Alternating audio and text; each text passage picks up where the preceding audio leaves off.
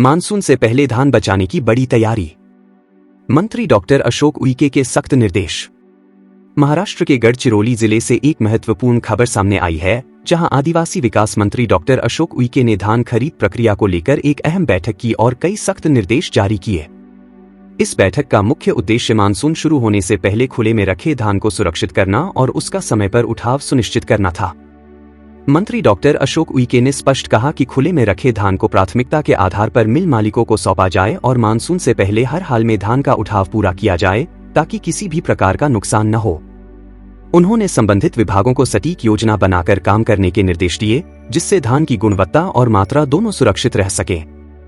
इस दौरान महाराष्ट्र राज्य सहकारी आदिवासी विकास निगम के माध्यम से जिले में चल रही धान खरीद प्रक्रिया की विस्तृत समीक्षा भी की गई। बैठक में आदिवासी विकास विभाग के सचिव विजय वाघमारे, जिलाधिकारी अविशांत पंडा, विधायक डॉक्टर मिलिंद नरोटे और आदिवासी आयुक्त लीना बंसोड़ सहित कई वरिष्ठ अधिकारी मौजूद रहे। बैठक के दौरान एक महत्वपूर्ण निर्णय यह भी लिया गया कि धान के परिवहन में 100% जीपीएस प्रणाली अनिवार्य होगी। मंत्री ने साफ कहा कि इसमें किसी भी तरह की ढील नहीं दी जाएगी और पारदर्शिता बनाए रखने के लिए इस सिस्टम को पूरी तरह लागू करना जरूरी है। इसके अलावा धान के भंडारण के लिए गोदामों की कमी को भी गंभीरता से लिया गया और जल्द से जल्द भंडारण क्षमता बढ़ाने के निर्देश दिए गए। किसानों से जुड़े मुद्दों पर भी बैठक में विशेष ध्यान दिया गया। मंत्री ने निर्देश दिए कि सभी पात्र किसानों का पंजीकरण सुनिश्चित किया जाए और वन पट्टा धारकों का ऑनलाइन पंजीकरण जल्द पूरा किया जाए। साथ ही ई-पीक निरीक्षण यानी ई-क्रॉप सर्वे को 100% पूरा करने के लिए विशेष अभियान चलाने के निर्देश दिए गए, ताकि किसी भी किसान को योजना का लाभ लेने से वंचित न रहना पड़े। राइस मिल एसोसिएशन के साथ चर्चा के दौरान धान के उतार यानी राइस यील्ड का मुद्दा भी सामने आया।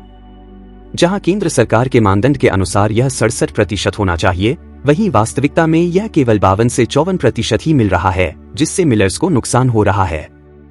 इस पर मंत्री ने संबंधित विभागों को आपसी समन्वय बनाकर समस्याओं का तत्काल समाधान करने के निर्देश दिए। इसके अलावा आदिवासी विकास विभाग की योजनाओं की भी समीक्षा की गई, जिसमें शबरी आदिवासी विकास महामंडल के तहत लाभार्थियों से संवाद किया गया। मंत्री ने लाभार्थियों द्वारा शुरू किए गए स्वरोजगार कार्यों का निरीक्षण किया और उनके प्रयासों की सराहना भी की।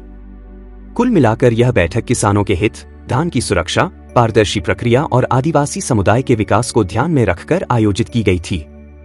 अब देखना होगा कि इन निर्देशों का जमीनी स्तर पर कितना असर दिखाई देता है और किसानों को इसका कितना लाभ मिलता है।